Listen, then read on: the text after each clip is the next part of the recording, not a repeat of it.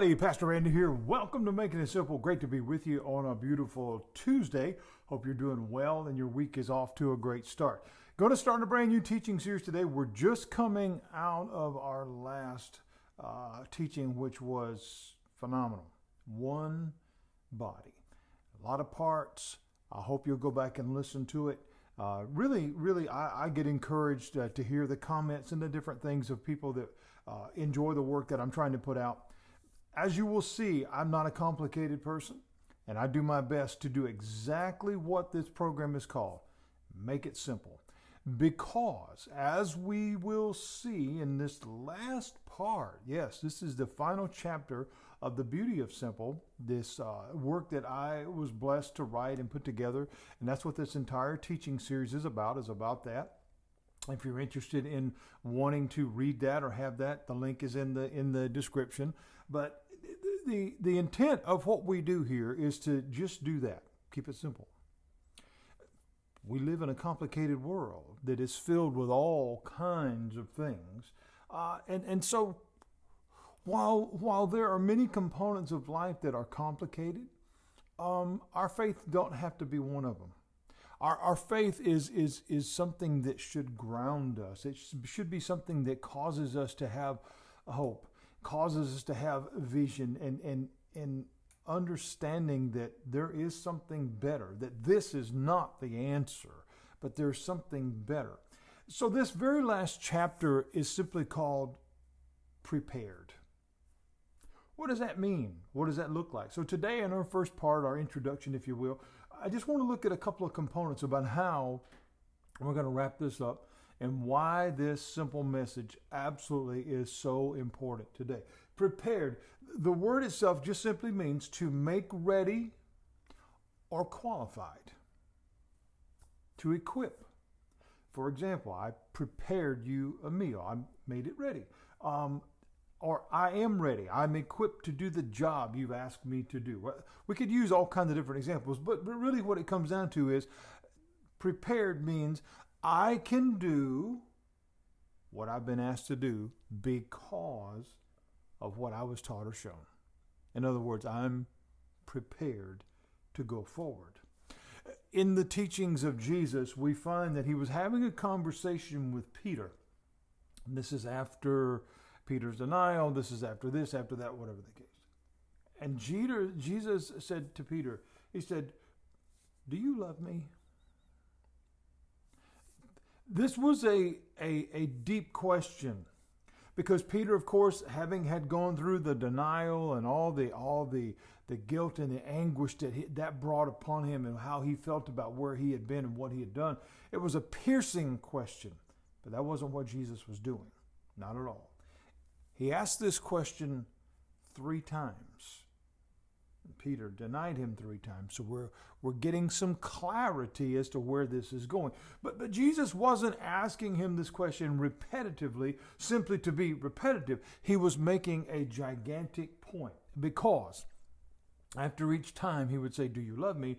Peter would respond, "Well, yes, Lord, you know that I do." And Jesus would reply, "Then feed my sheep." What was he saying? What was going on there? What was the intent? This was a teaching moment. Okay? Jesus was clarifying. He was making a direct, intentional command, comment, whatever he was giving Peter here. He was saying to him, "Feed my sheep." What was he talking about? It was about preparing them for what would be coming later as it pertains to eternity, but also how to live life right now. How are we prepared for this? You see, friends, when we lean into the world's ways to prepare us for something, we're only getting a surface level, a minimum, if you will, of how to get started. But how oftentimes do we get started with something only to find out we don't know anything? We have no idea. That brings me to the main point of this chapter when it comes to preparation. and how it directly is impacted by our level of faith. You see, everybody can have a surface level of faith. They don't have to all be the same. Everybody can have a different idea of what all of this means. But if we think about the concept of what Jesus was saying, feed my sheep, this speaks of spiritual nourishment that will allow us to grow and thrive. You see, it's one thing to be alive. It's another thing to live. Those are two very different things. And we understand that in the concept of living and breathing, right? It's one thing to be alive in the sense of, well, I have oxygen coming into my lungs and function going to my brain, so I'm technically alive. But does that mean that you're living?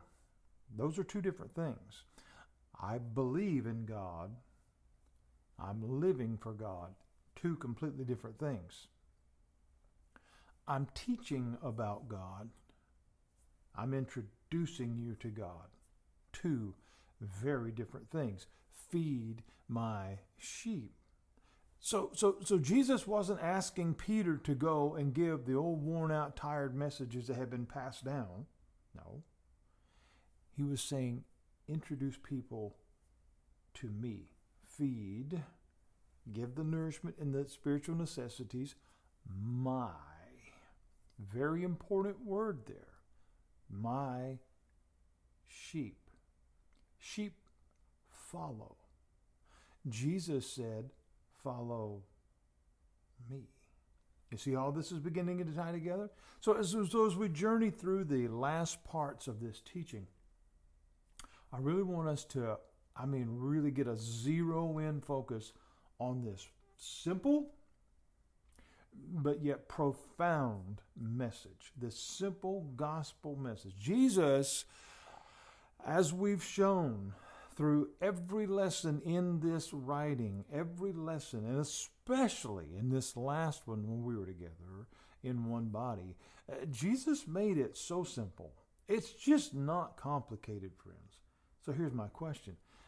If Jesus didn't complicate it, why should we? I want you to think about that for a minute. You can hear a lot of stuff, and especially within the ministry circles, you can hear a ton of stuff. And you can walk away perplexed. You can walk away confounded. You can walk away angry. You can walk away scratching your head. You can walk away saying, I don't get it. Or you can walk away saying, wow, I never thought about that before. I never really realized the personal nature of this message, the personal nature of the intent, the understanding of God's love to me. Because when we begin to understand that, friends, and I'm telling you, this message is profound, and I don't know why more people won't gravitate to this. When we begin to understand the nature of the heart of God, the heart of the Father, the love of God, when we begin to understand that, it should put our heart at ease. It should bring us a peace that indeed, as Scripture says, passes all understanding, because it starts to make sense. It's not about trying to figure out all the theology of things and where did this word come from, who said this, and who was king in this year, and who did. History is great. I love history. History paints a picture. History begins to put the puzzle together. History forms things. But here's the real heart of it all. Why? Why does it matter? That brings us back to prepared. What is the intent of the message that God has given forth for us through Scripture? What is the meaning? What is the intent of that? It is to prepare us for what He's asked us to do. It is to prepare us for eternity. It is to prepare us for how to live life now, love God, love one another. I just did a profound, and I'm using that word a lot today, but it really was teaching on that this past Sunday. it doesn't mean exactly what we've been taught. There's so much more to it. It's not a watered down side of it.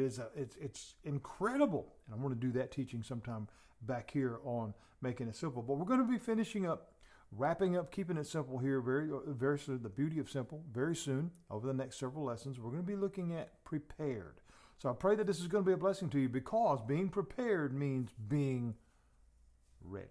And we're going to talk about that more when we come back here tomorrow for more Making It Simple. God bless you. Have a great day.